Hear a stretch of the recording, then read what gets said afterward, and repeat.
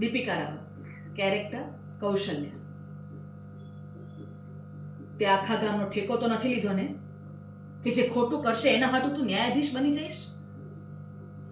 તું હનુમાન દાદાનો મોટો ભક્ત છે, હનુમાનજી નહીં કે તું લોકોને સજા આપીશ.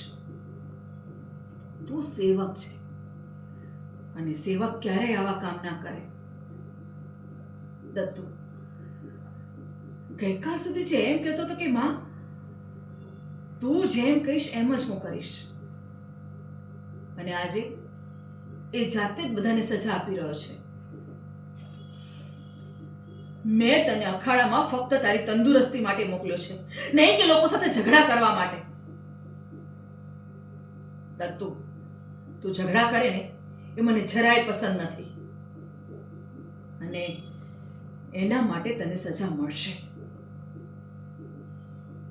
આખો દિવસ એક જ પગ ઉપર ઊભો રહે છે, તડકો છાયો જોયા વગર.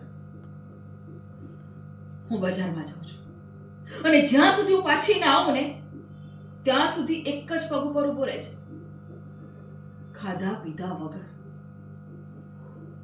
ત્યારે તને સમજાશે કે સજા કોને કહેવાય.